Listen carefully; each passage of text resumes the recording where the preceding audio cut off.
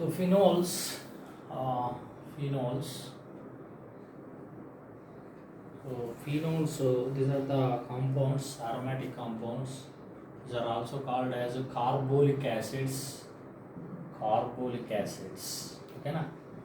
So these are, in this case, the OH group hydroxy function is directly attached to benzene ring. They are called as phenols. Okay, this is called as phenol, and if the OH group and methyl group both are present, they are called cresols. This is orthocresol.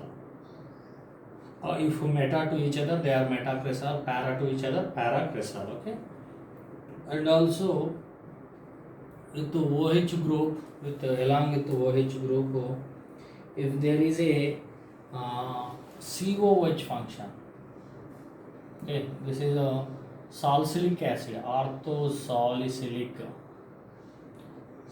acid, and if both are meta to each other, meta, and para to each other, parasalicylic acid, and if OH groups are, okay, now if two OH groups are adjacent position, that is called catechol. This is also called catechol. Okay, now this is called as catechol or benzene 1,2 diol. Benzene 1,2 diol, and this is resorcinol. If OH are meta to each other, this is also called resorcinol.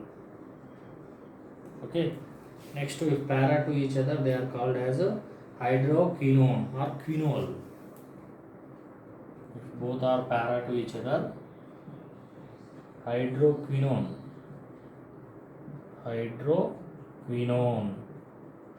or this is also called quinol.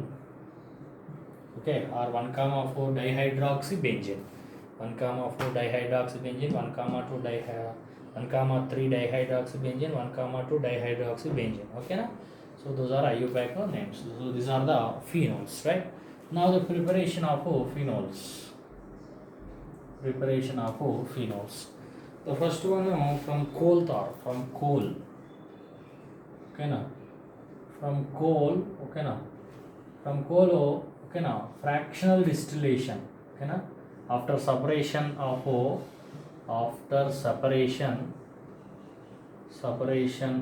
naphthalene and reaction with NaOH, and then after sulfuric acid, it gives phenol, okay, na? By fractional distillation, phenol formed by fractional distillation,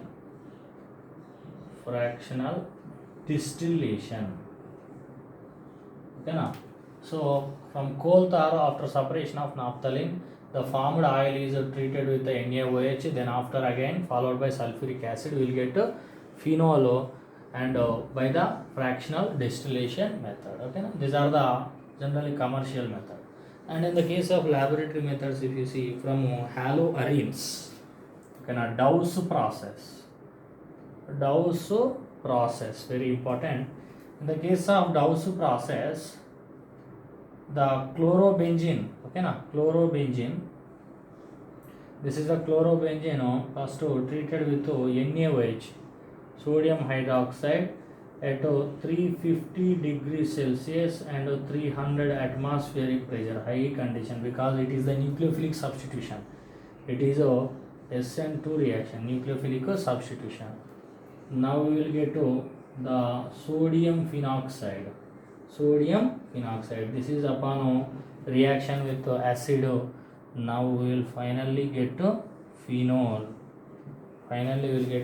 So chlorobenzene, upon treated with sodium hydroxide at 350 degrees Celsius and 300 atmospheric pressure, it forms sodium phenoxide. This is further reaction with acid, and we will get to finally phenol as a major product. So next from Grignard reagent. So Grignard reagent mean RMGX. So here R is a phenyl group. So phenyl magnesium bromide which can be first prepared from bromobenzene. Okay na? So bromobenzene upon treatment with magnesium ether, this magnesium insert between bromine and carbon, now we'll get RMGX. This is Grignard reagent, RMGX type. So phenyl magnesium bromide upon treatment with air. Okay na? This is air in dry ether, so it can be react and form. So it is the intermediate product, which is upon hydrolysis we will get phenol as a major product, and magnesium hydroxybromide is the minor product. Okay na? So this is from Grignard reagent. So the initial starting reactant is bromobenzene treated with magnesium, and it is forms Grignard reagent, and reaction with oxygen gives phenol. And the next is from benzene sulfonic acid. So benzene sulfonic acid is this benzene sulfonic acid. So this benzene sulfonic acid is get by the sulfonation of benzene. It's the first year concept.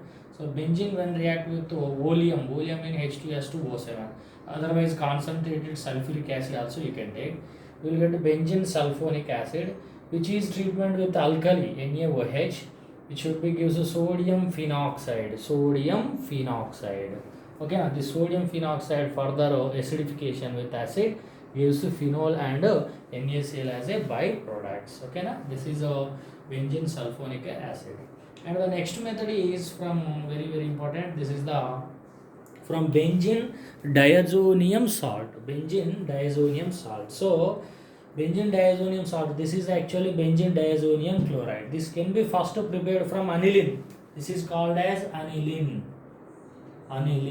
So aniline when react with nitrous acid, HNO2, nitrous acid at a low temperature, 0 to 5 degrees temperature, otherwise sodium nitrite HCl, which gives benzene diazonium chloride. This is called salt because it is having a positive charge and Cl is minus. So this is benzene diazonium chloride. It is a salt.